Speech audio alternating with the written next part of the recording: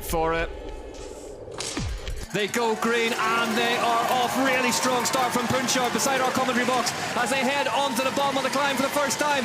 And it's going to be Simon Andreasen who leads them up the way with Luca Martin to his left-hand side, and to the right it's Alan Hafferley. It's just this little pinch point on the right side, but they all get through smooth in that front 15. There's a long climb to start with here in Léger, but then there's a really awkward little lumpy rock section at the top of it where it is absolutely crucial to get into it in some clear air. So this will be absolutely all out. Some of the riders taking the tech feed zone on their way through to widen things out. Oh, Vidari's in the pit with a front flat. Vidari, the winner in Val di Sole Trentino earlier in the year. Like you said before, Vidari, victim of a crash in the short track, so having to start further back in the grid. And there's problems. Something's not gone in straight. Meanwhile, out front, we haven't seen this man. Luca Martin is 8 seconds in the lead off his teammate, Cole Punchard, who has got ahead of Andre Sink. This is an absolutely mad UCI cross-country Olympic World Cup. We're struggling to keep track of everyone. It's all over the place, and it's got Mathieu van der Poel coming through the pack. And we know that Luca Martin, second behind Kook in the last race in Andorra, but the real upstart, Cole Punchard. Yeah. Is now up to 12th position. Here's how he did it. Right at the top of the climb. The 12th position, but he's closing. He's the fastest guy on the climb, back to 24 seconds now.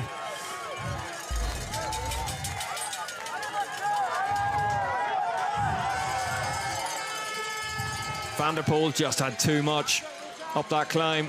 Cracked the German, move forward. Charlie Aldridge is currently in 5th, the winner of the short track on Friday evening. Martin having to unclip there, keeps the bike moving, nicely done. On this little techie section, it's on that side. We see Brido going straight through the middle. Brido takes the lead off the race for the first time. That's a really difficult line to choose. It's super direct and fast, but really steep, big routes. Yeah, Brido 4th in this race last year, and a medalist here at the Worlds 2022. So he's one of those riders that this place just suits his skill set, doesn't it, really nicely. Another Cannondale factory racing rider than Azaro, Andreasen, Avendetto, Van der Poel inside the top 10. Yeah, and Hafferley as well. Like I said, in the short track, he just stealthily rode his way to a 4th position, and he's been really smart so far in this race. Very quiet rider, isn't he? Just gets his way to the front. And last year, this was where he really came on. Won here in Léger. Obviously won the World Champs. Yeah, he blew him all the way here last year. Flukiger got really fast down there. So Avendetto as well won his World Under-23 Championships on this course in Léger. Just before that, though, Van der Poel, just getting caught between lines there slightly. I think you're right, you know. I think he's having trouble closing this gap across to that top 10. It's currently at 7 seconds by our clocks in the booth to Andreasen, but maybe slightly more after that fumble. And this is just that, he admitted it as well in the interview before the start, I just need a bit more time on the mountain bike. But he said also the Worlds in 2 weeks is the goal. And this is his first mountain bike race back after a long break. Watch the rider, bottom left. Oh. Whoa, big one. Both axles letting go, and Mazzaro does well to get round that stricken Cannondale. And the amount of top quality riders over the years that have crashed on that off-camber corner. You come over the bridge and it just keeps going round, super steep. But Van der Poel now gets onto the back of Andreasen. This is it. He's in amongst them now. He's in amongst them now. There's blood in the water. Mathieu van der Poel's with Simon Andreasen for 8th place. Yeah, that off-camber that Charlie Aldridge just crashed in, it's bizarre because it's out in the open, yet it's somehow really blind. You can't really see through it properly. And it's still wet, but it's big braking rut, or big roots on the way through it. So, but interesting to see that although Van der Poel did get onto the back of this group straight away as soon as we hit this descent, just got distanced again. That technical section is really proven to be a costly thing for him, lap after lap. Van der Poel. See Hafferley having a little look over the right-hand shoulder there. Where is he? There he is. It's a good 100 metres in one downhill. Look at the way he just stands on the gears, though. But he can make up for it pretty quick. Yeah. As soon as we get onto a bit of pedalling, he's back on the gas, where you want to be. Super paced, efficient.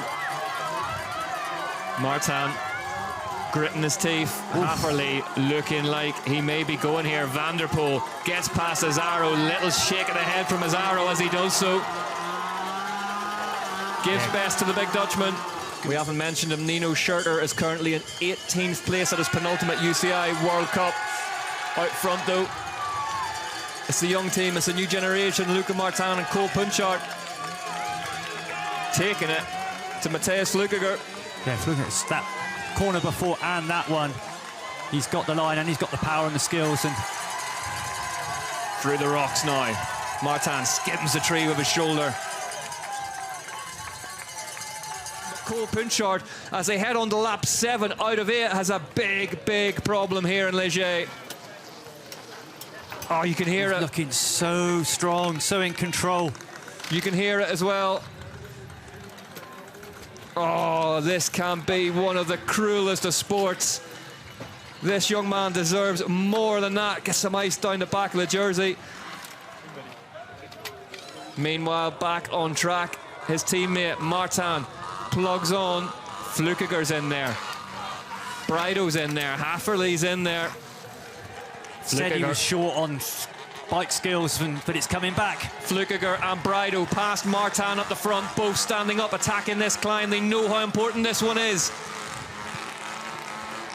Oof. Yeah, the pressure's on now. Matthias Flukiger looking super aggressive here on lap 7 out of 8. But look who's marking him every inch of the way. Look at Brido.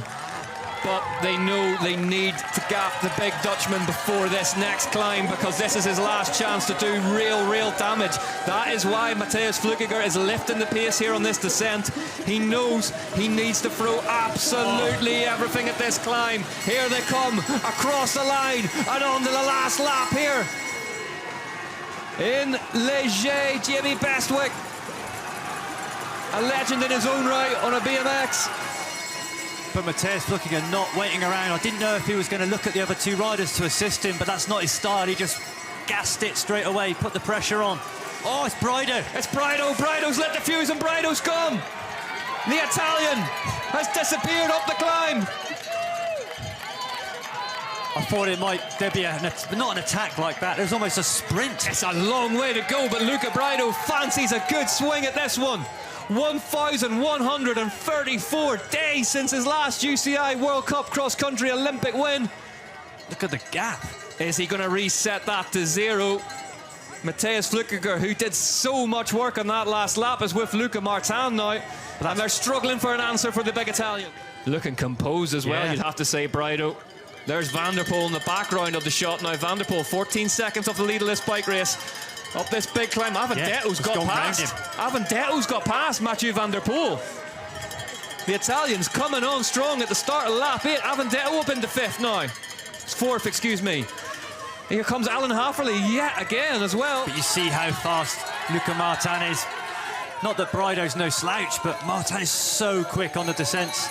I said, Martin absolutely disappearing down a lift shaft on that Cannondale. Look how tight he is the inside of that turn. He's closing right back onto the back of that Willier Vittoria machine.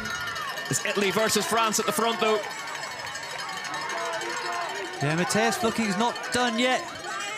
Just closing back, he's not far off. He's going! Luca Martin round the outside, gets past Luca Brido. And he's done it! He's got round him on one of the steepest parts of the track. Luca Martin, unbelievable bike racing, up out of the saddle. Brido keeps swinging at him.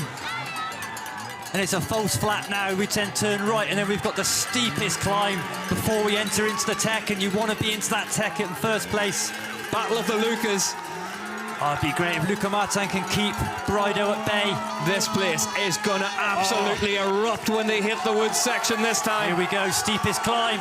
Luca Martin on the steepest part of the track, up out of the saddle now, attacking every inch of this Leger track. screamed on by the French fans. Martin's disappearing on him. Martin's putting more time into him, Ollie. And we know he's a bit faster in this techie section. If he hits the descent first with a gap, it's going to extend. We know how good he is on the descent. Pulled back 8 seconds on the last descent. Got to keep it smooth now. All the stress at the front of this race, all race long, all the big names. Brido clipping out on that corner. Martin through the bike park section 9 for seconds the now, last time.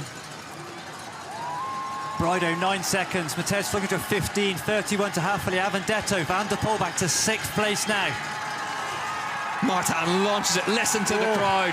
This one is gonna go down as one of the biggest French wins if Martin can get this bike to the line. The French national champion racing at home in France has a look over the shoulder. Look, and he sees the gap. There's Brido. It's 9 seconds. 9 seconds. He's put 6 seconds into him in the woods. Right, 1 rock garden, big pressure. 1 rock garden. 2 rock gardens and 1 wall ride to go between this man and his debut elite UCI cross-country Olympic World Cup victory. 1 down. 1 wall ride. It's going to be a Cannondale double in Léger. France has a new hero. Alain Les Bleus. Here comes Luca Martin. Take a bow. Luca Martin wins a UCI cross-country Olympic World Cup at home in France. Luca Brido, the Italian national champion, fought so bravely, has to settle for 2nd place.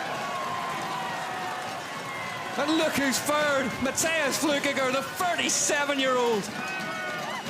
Yolanda Neff is down there in the finish arena. Alan Hafferley home in 4th place. Ollie Beckinsale. Have you any words for that one? Because I've run out.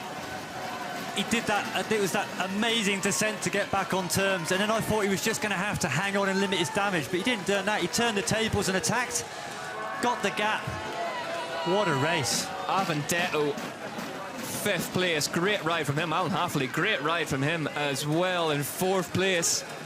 Van der Poel crossing the line. 6th position. It was just that little bit too much for Mathieu Van der Poel today. Matisse Azaro, 12 seconds the difference in the end between Martin and Brido. And then it was Flückiger, Hafferley, Avendetto, Van der Poel, Azaro, Andreasen, Puntener, Cole Punchard. What could have been? It's just incredible. I don't understand now because it's crazy on the track. Like the people is on fire. Some people say my name, and it's very special. And I think with the jersey, like I take some pleasure on the bike, and I think I win because I take some pleasure on the bike. I just ride my bike. At the first part of the race, I think I have too much dopamine, and I'm flat out the 2 first lap. I need some relax at the middle of the race, and take a little bit like bridge. And after, Luca put some attack, and I try to follow, but sometimes I have some 10 meter, 20 meter, and I stay focused, and I put the last one at the top of the 2nd climb, at the last climb, and I can't believe, honestly, for the moment. Luca Martin, take a bow. You are a UCI cross-country Olympic World Cup winner.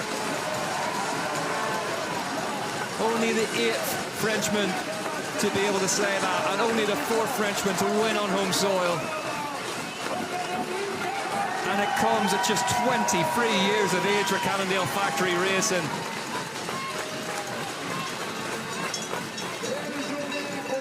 One of the stories of the season, one of the rides of the season, whatever lies ahead. Martin, Brido, Flückiger. Blevins still 361 in the lead ahead of Vidari. Luca Martin now up to 3rd in his debut elite season. Azaro up in the 4th, Puntener 5th.